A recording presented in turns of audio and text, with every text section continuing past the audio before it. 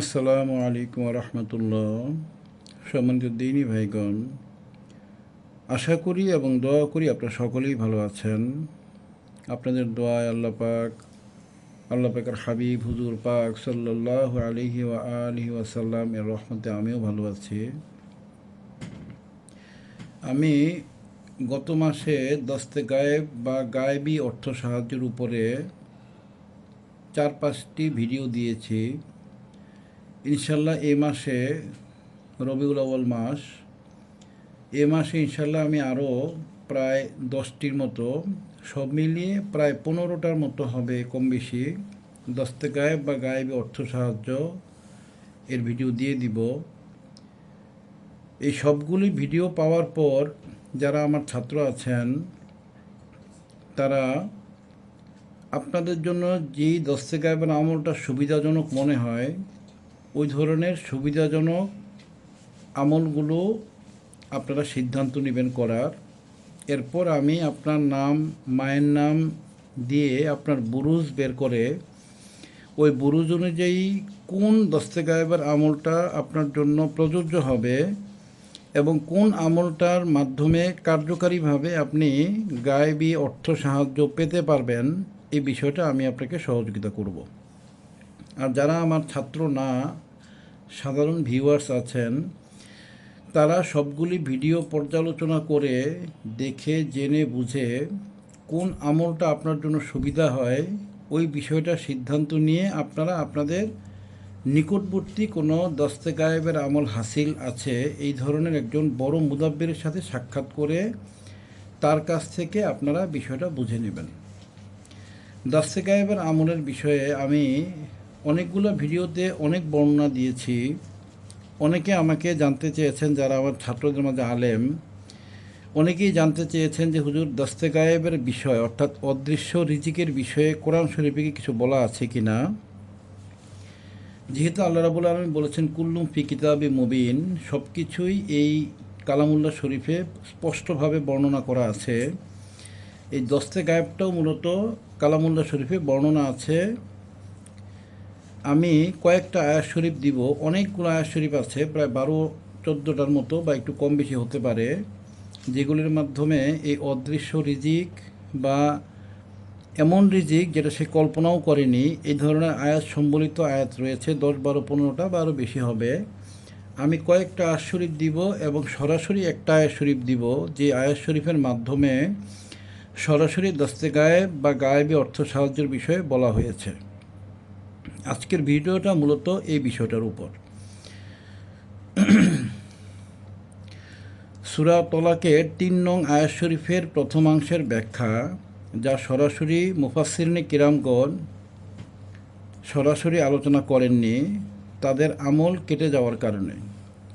দস্তে গায়েবের আমল এমন একটা আমল, যদি এটা কেউ কোনোভাবে কাউকে বুঝতে দেয় কিংবা বলে যে তার দস্তে গায়েব হাসিল আছে বা অদৃশ্য থেকে সে গায়েবী টাকা সম্পদ পেয়ে থাকে, তাহলে এটা কেটে যায়। আর এই কারণে মূলত অনেক বড় বড় তাফসির রয়েছে।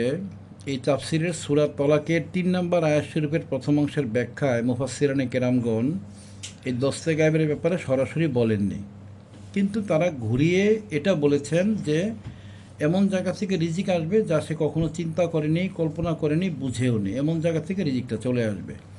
এই দস্তে গায়েবের বিষয়টা, দস্তে গায়েব মূলত 10 শব্দের অর্থ হচ্ছে হাত, গায়েব মানে হচ্ছে অদৃশ্য, অর্থাৎ অদৃশ্য হাত থেকে সহযোগিতা। এটা আরবি শব্দ না, বিধায় এটা কোরআন শরীফে শব্দটা থাকবে না, এটাই স্বাভাবিক।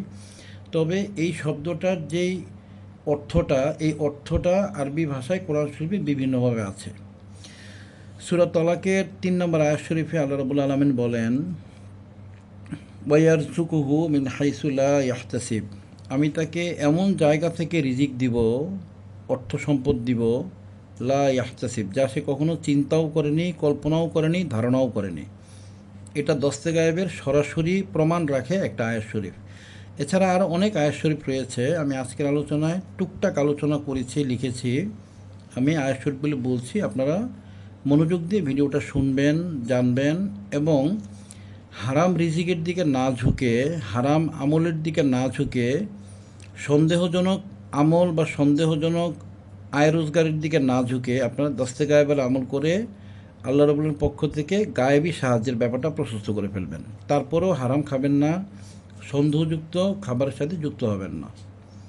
আমি আলোচনাটা করছি, যেখানে বোঝানোর প্রয়োজন হয় ইনশাল্লাহ আমি বুঝিয়ে দিব। প্রথমে আমি যেটা লিখেছি যে সরাসরি মুফাসসিরানে কিরামগণ আলোচনা করেননি। কেন করেননি কারণটাও আমি ব্যাখ্যা করে দিলাম, যে দস্তে গায়েবের আমলগুলো যদি কেউ বলে যে আমার একটা হাসিল আছে, বা আমি অদৃশ্য থেকে টাকা পাই, বা আমি অদৃশ্য থেকে সম্পদ পাই, তাহলে এটা কেটে যায়।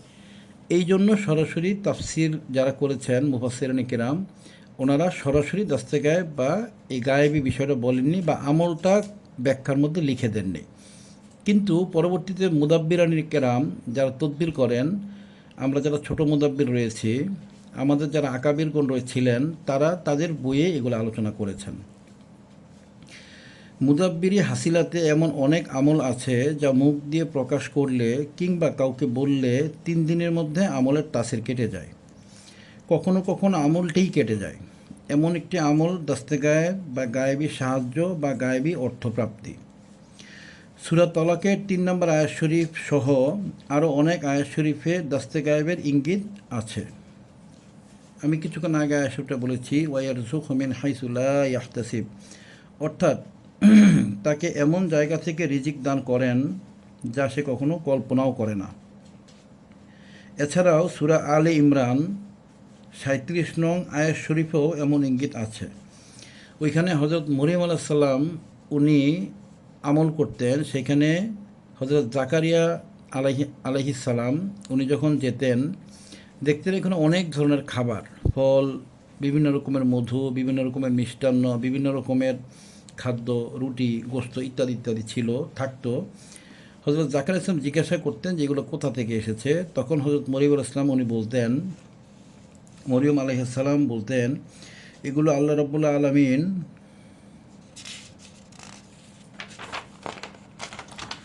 এর পক্ষ থেকে নিশ্চয়ই আল্লাহ পাক যাকে ইচ্ছা অগণিত রিজিক দান করেন। সূরা আলে ইমরান 37 নং আয়াত শরীফ। এটাও দস্তে গায়েব বা গায়েবী অর্থের সাহায্যের একটা দলিল। এছাড়াও সূরা আল বাকারার 212 নং আয়াতেও ইঙ্গিত আছে। সেখানে বলা আছে, আর আল্লাহ রাব্বুল আলামিন যাকে ইচ্ছা বেশুমার রিজিক দান করেন। এটাও দস্তে গায়েবের একটা দলিল। সূরা আনকাবুত 60 নং আয়াতে বলা হয়েছে, কত প্রাণী আছে যারা নিজেদের রিজিক সংগ্রহ করে না। কত প্রাণী আছে যারা নিজেদের রিজিক সংগ্রহ করে না বা বহন করে না। আল্লাহ রাব্বুল ইজ্জত তাদের ও তোমাদের রিজিক দান করেন। অর্থাৎ অনেক প্রাণী আছে, মানুষও এর মধ্যে একটা প্রাণী, এছাড়া আরও অনেক প্রাণী আছে যারা সরাসরি নিজেদের রিজিক সংগ্রহ করে না। তো যারা রিজিক সংগ্রহ করে না তারা কোথা থেকে রিজিক পাবে? এটাও গায়েবীভাবে রিজিক দেওয়া হয়, যেটা আল্লাহ পাক নিজেই বলেছেন, আল্লাহ রাব্বুল ইজ্জত তাদের ও তোমাদের রিজিক দান করেন। এটাও দস্তে গায়েবের আয়াত শরীফের একটা ইঙ্গিত বহন করে। সূরা শুআরায় বলা হয়েছে, আল্লাহ রাব্বুল আলামিন অত্যন্ত সূক্ষ্মভাবে অনুগ্রহকারী, তিনি যাকে ইচ্ছা রিজিক দান করেন। সূরা শুরা 19 নম্বর আয়াত শরীফ। এমন আরও অনেক আয়াত শরীফ ও হাদিস শরীফ রয়েছে যেখানে অদৃশ্য রিজিক, গায়েবী সম্পদ প্রাপ্তির দলিল বহন করে। সূরা তালাকের 3 নং আয়াতটি সরাসরি অদৃশ্য রিজিক বা দস্তে গায়েবের দলিল, যা আকাবেরগণ সরাসরি উল্লেখ করেননি। আমি এখানে কয়েকটা আয়াত শরীফ আপনাদেরকে দিয়েছি। যদি আমি অনেক আয়াত শরীফ বা এই সংক্রান্ত যত আয়াত শরীফ রয়েছে এইগুলো আলোচনা করতে যাই, অনেক সময় লাগবে, ভিডিওটা লম্বা হয়ে যাবে। দলিল দেওয়ার জন্য একটা আয়াত শরীফই যথেষ্ট।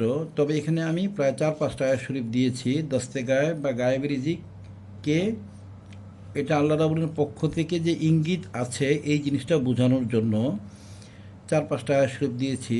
তার মধ্যে একটা আয়াত শরীফের ব্যাখ্যা সরাসরি দস্তে গায়েব আসবে, সরাসরি দস্তে গায়েব, যেটা সূরা তলাকের 3 নম্বর আয়াত শরীফ, ওয়ায়ারযুকহু মিন হাইসু লা ইয়াহতাসিব, এবং তাকে এমন জায়গা থেকে রিজিক দান করেন আল্লাহ রাব্বুল আলামিন যা সে কল্পনাও করে না। অর্থাৎ এমনভাবে রিজিকটা দেওয়া হয় যা সে চিন্তাও করেনি, কল্পনাও করেনি, কিন্তু তার কাছে রিজিকটা চলে আসছে। সেটা টাকা পয়সা হতে পারে, ধন সম্পদ হতে পারে, খাদ্য হতে পারে, আর অনেক কিছু হতে পারে।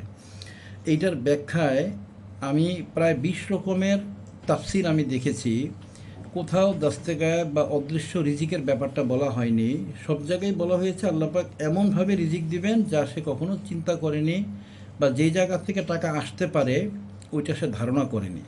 সব জায়গাতেই এই বিষয়টা বলা হয়েছে। কিন্তু অ্যাকচুয়ালি এই বিষয়টার উপরে অনেক মুফাসসির ছিলেন, বিশেষ করে জালালউদ্দিন সৈয়দী রহমতুল্লাহ আলাই, জালালউদ্দিন মহালি রহমতুল্লাহ আলাই, তাফসিরে রুহুল বায়ান, রুহুল মানি, এই ধরনের যারা এই ধরনের তাফসিরের যারা লেখক ছিলেন মুফাসসিরান কেরাম, ওনারা বড় বড় সুফি ছিলেন, বড় বড় মুদাব্বির ছিলেন। শাহ ওয়ালিউল্লাহ মুহাদ্দিস দেহলভী রহমতুল্লাহ আলাই, শাহ আব্দুল আজিজ মুহাদ্দিস দেহলভী রহমতুল্লাহ আলাই, তারপরে যে যাদের নাম বললাম জালালউদ্দিন সৈয়দী, জালালউদ্দিন মাহলি রহমতুল্লাহ আলাই, ওনারা প্রত্যেকে অনেক বড় বড় সুফি ছিলেন, মুদাব্বির ছিলেন, এবং ওনারা দস্তে গায়েবের মাধ্যমে রিজিক আনতেন। এই বিষয়টা পরীক্ষিত। যাদের কাশফে আজিমত আছে, এই কাশফে আজিমতের মাধ্যমে এই বিষয়টা আপনারা প্রমাণ পেয়ে যাবেন যদি ব্যাপারটা গবেষণা করেন। অনুরূপভাবে আবু বকর সিদ্দিক ফুরফুরাবি রহমতুল্লাহ আলাই, উনি গত শতকের মুজাদ্দিদে জামান ছিলেন। ওনার আরেকজন শিষ্য ছিলেন শাহ নেসারউদ্দিন সাহেব রহমতুল্লাহ আলাই, যাকে সরসিনা শরীফের পীর সাহেব হিসেবে বলা হয়। অনুরূপ আরও একজন ওনার শিষ্য ছিলেন রুহুল আমিন বশিরহাটি রহমতুল্লাহ আলাই, কারামত আলী জৈনপুরী রহমতুল্লাহ আলাই। আর বাগেরহাটে যিনি ছিলেন গত ডিসেম্বর মাসে যিনি মারা গিয়েছেন আব্দুর রহমান হুজুর, বাগেরহাট মোরেলগঞ্জে ঝিলবুনিয়ায় যিনি ছিলেন, এই এদের দস্তে গায়েবের ব্যাপারটা একেবারে প্রমাণিত। এগুলো বিভিন্নভাবে আমি জানি এবং প্রমাণিত।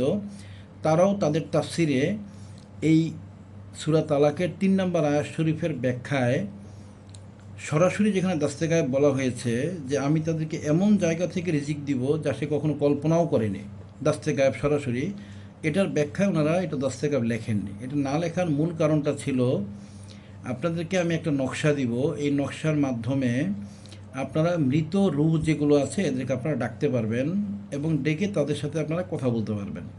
এটা আমার কিছু ছাত্রকে আমি দিয়েছি, তারা এটার মাধ্যমে কাজ করে।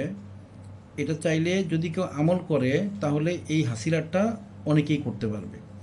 এই রুহগুলো, এই নকশাটার মাধ্যমে বিভিন্ন বুজুর্গ রুহদেরকে, যারা বুজুর্গ ছিলেন, সুফি ছিলেন, মুদাব্বির ছিলেন, আকাবির আমাদের, তাদের রুহদেরকে ডেকে জিজ্ঞাসা করলেও ব্যাপারটা জানা যায় যে ওনারা সবাই দস্তে গায়েবের আমল করতেন, দস্তে গায়েবের রিজিক নিতেন, কিন্তু ব্যাপারটা প্রকাশ করতেন না। আর যার দরুন তাদের লেখনের মাধ্যমে বিষয়টা সরাসরি প্রকাশ করা হয়নি। পরবর্তীতে কিছু কিছু মুদাব্বির ওনারা তাদের বইয়ের মধ্যে দস্তে গায়েবের আমলগুলো লিখে দিয়ে গিয়েছেন, কিন্তু এটা আমার হাসিল আছে পরীক্ষিত, এগুলো লেখেননি। এগুলো লিখলে ওনাদের আমলটা কেটে যেত। আমি যেমন প্রত্যেকটা বিষয় ভেঙে ভেঙে বলে পরীক্ষিতগুলো বলে দিই, যেগুলো পরীক্ষিত না সেগুলো বলে দিই। এগুলো বলার কারণে আমারও আমল কেটে যায়। তারপরেও জিনিসটা আমি দিই যেন পরীক্ষিত ব্যাপারটা বললে মানুষ যেন এটার উপর ইয়াকিন এনে সুন্দরভাবে, শুদ্ধভাবে, মনোযোগের সাথে আমল করে।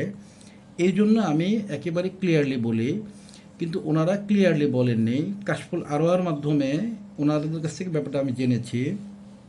ওনারা কিছু কিছু খাস ছাত্রকে আমলটা দিয়েছিলেন এবং আমলটা হাসিল ছিল, তারা দস্তে গায়েবের রিজিকটা পেতেনও, কিন্তু তাদের লেখনির মাধ্যমে সরাসরি এই দস্তে গায়েবের ব্যাপারটা ওনারা উঠিয়ে আনেননি। এছাড়া বড় বড় যে তাফসিরগুলো রয়েছে, বড় বড় 20টা তাফসির ঘাটলেও আপনারা দস্তে গায়েব শব্দটা পাবেন না, কিংবা গায়েবী অর্থ সাহায্য বা এই টাইপের শব্দগুলো আপনারা পাবেন না। বা এটার মাধ্যমে যে সরাসরি জিন্নাত বা মোয়াক্কেলের মাধ্যমে রিজিক দেওয়া হয় আল্লাহ পাকের পক্ষ থেকে, এটা আপনার সরাসরি ওনারা বলেননি, কিন্তু ওনারা নিজেরা পেতেন। এবং এটা না বলার মূল কারণটা ছিল, এটা কয়েকজন বুজুর্গের সাথে কথা বলেই আমি এটা আপনাদের বলছি, যে ওনাদের বক্তব্যটা এইরকম ছিল যে এটা বললে আমলটা কেটে যায়, এই জন্য তারা তাফসিরের মধ্যে বিষয়টা উল্লেখ করেননি। তারা তাফসিরে এটা শুধু লিখে দিয়ে গিয়েছেন যে এমন জায়গা থেকে আল্লাহ রাব্বুল আলামিন তাদেরকে রিজিক দিবেন, এমন জায়গা থেকে তাদেরকে আল্লাহ পাক অর্থ সাহায্য করবেন, কিংবা অন্যান্য সম্পদ সাহায্য করবেন যা সে কখনো চিন্তাও করেনি, ধারণাও করেনি, এটার ব্যাপারে তার কোনো জ্ঞানও নেই, এমন জায়গা থেকে আল্লাহ পাক দান করবেন। শুধু এভাবে ঘুরিয়ে লিখে দিয়ে গিয়েছেন। সরাসরি যে মোয়াক্কেলের মাধ্যমে বা জিন্নাতের মাধ্যমে বা রেজালুল গায়েবের মাধ্যমে কিংবা ফেরেশতাদের মাধ্যমে যে রিজিক আসে, এটা তারা সরাসরি উল্লেখ করেননি। যাই হোক, আমি সূরা তালাকের 3 নম্বর আয়াত শরীফের ব্যাখ্যাটা আজকে আমি পূর্ণভাবে দিয়ে দিলাম। এটা বিভিন্ন তাফসিরে বিভিন্ন রকম আলোচনা রয়েছে, সবগুলোই শুদ্ধ। ওনারা বড় বড় বুজুর্গ ছিলেন, আল্লাহ পাকের ওলি ছিলেন, সবগুলোই শুদ্ধ। কিন্তু ওনারা এইটা সরাসরি ভেঙে আলোচনা করেননি, ওটা কেটে যাওয়ার কারণে। আমি ব্যাখ্যাটা দিয়ে দিলাম যে ওয়ারযুকহু মিন হাইসু লা ইয়াহতাসিব, সূরা তলাকের 3 নম্বর আয়াত শরীফের প্রথমাংশ। এর ব্যাখ্যাটা, এর অর্থ হচ্ছে এই যে এবং তাকে এমন জায়গা থেকে রিজিক দান করেন যা সে কল্পনাও করে না। এটা মূল আয়াত শরীফ। আর এর ব্যাখ্যাটা হচ্ছে এই যে তাকে এমন জায়গা থেকে আল্লাহ পাক রিজিক দান করেন যা সে কল্পনাও করে না, সেটা জিন্নাতের মাধ্যমে, রেজালুল গায়েবের মাধ্যমে, ফেরেস্তাদের মাধ্যমে কিংবা মোয়াক্কেলের মাধ্যমে সরাসরি টাকা পাঠানো হয়ে থাকে। মূল ব্যাখ্যাটা হচ্ছে এটা। আজকে আমি যে বিষয়টা বললাম, বিষয়টা তাহাকিক করা বিষয়, একেবারেই তাহাকিক করা বিষয়। যদি কেউ তাহাকিক ভাঙতে চান, আমি আপনাকে অনুরোধ করব যে আমি যে দস্তে গায়েবের 12, 14, 15টা আমল দিব, আপনারা ওটা করে যদি হাসিল না হয় তখন আপনারা এসে আমার সাথে চ্যালেঞ্জ করবেন। আমি যে শর্তগুলো বলেছি আমল হাসিল হওয়ার জন্য, বেশ কয়েকটা শর্ত আছে যেগুলো আমার পূর্ববর্তী ভিডিওতে আমি বলেছি। ওই শর্তগুলো ঠিক রাখা, হালাল খাবার খাওয়া, নামাজ কাজা না করা ইত্যাদি বিষয়গুলো ঠিক রেখে, আরও কয়েকটা শর্ত আছে, এইগুলো ঠিক রেখে যদি আপনারা এই 10-15টা আমলের মধ্যে আপনার সুবিধাজনক যে আমলটা ওইটা করেন, তার আগে আপনি আপনার বুরুজটা বের করে নিতে হবে, আপনার নাম, আপনার মায়ের নাম দিয়ে। এটা যদি আপনি করেন, আপনি 2-4-5টা আমল করেন, আপনি একটা আমল অবশ্যই হাসিল হয়ে যাবে। যদি না হয় তখন আপনি আমাকে এসে বলবেন যে হুজুর আপনি মিথ্যা কথা বলেছেন। আর যদি হাসিল হয় তখন আপনার ইয়াকিন হবে যে আসলে এই যে আয়াত শরীফ আল্লাহ পাক বলেছেন যে আমি তাকে এমন জায়গা থেকে রিজিক দান করেন, আল্লাহ পাক তাকে এমন জায়গা থেকে রিজিক দান করেন যা সে কল্পনাও করে না। এই ব্যাপারটা তখন আপনার ইয়াকিনে আসবে, আপনার বিশ্বাসে আসবে, এবং এই বিষয়টার উপর আপনার হাক্কুল ইয়াকিন তৈরি হবে। আর আমি যে ব্যাখ্যাটা দিলাম এটা কালামুল্লাহ শরীফের শুদ্ধ ব্যাখ্যা, এবং এই ব্যাখ্যাটার মাধ্যমে আপনারা পরবর্তীতে আমি যেই কিতাবটা লিখব, এই কিতাবেও এই আয়াত শরীফ সহ আরও বিভিন্ন রকমের আয়াত শরীফ রয়েছে, যে আয়াত শরীফগুলোর ব্যাখ্যা আমি আলোচনা করব। এই আলোচনার মধ্যে এই আয়াত শরীফটাও থাকবে, এবং এই বিষয়টার উপরে আপনারা জ্ঞান পাবেন। এবং পরবর্তীতে যারা মুদাব্বির আসবেন, 50 বছর, 100 বছর, 200 বছর পরে মুদাব্বির, তারাও হারাম রিজিকের দিকে না ঝুঁকে আমল করবেন এবং দাস্তে গায়েবের আমলের মাধ্যমে গায়েবের রিজিকের ব্যবস্থা করবেন ইনশাআল্লাহ। আমি আপনাদের কাছে এটা প্রত্যাশা করব, এবং আপনারা এই বিষয়টার উপরেই মনোযোগী হবেন। হারাম সন্দেহজনক রিজিকের দিকে আপনারা মনোনিবেশ করবেন না। সকলেই আমার জন্য দোয়া করবেন, আমি আপনাদের সকলের জন্য দোয়া করি। আল্লাহ রাব্বুল আলামিন যেন,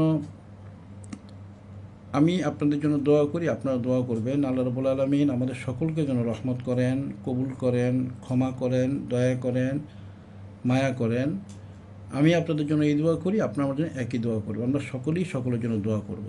আপনারা যারা ছাত্র হতে চান তারা মনিরুল ইসলাম মৃধা সাহেবকে আপনারা নক করবেন, উনি আপনাদের টেলিগ্রাম গ্রুপে অ্যাড করে দিবেন। আপনারা ছাত্র হতে পারবেন এবং আমল করে আপনারা এগুলো হাসিল করতে পারবেন। সকলে আমার জন্য দোয়া করবেন, আমি আপনার সকলের জন্য দোয়া করি। আসসালামু আলাইকুম ওয়া রাহমাতুল্লাহি ওয়া বারাকাতুহু।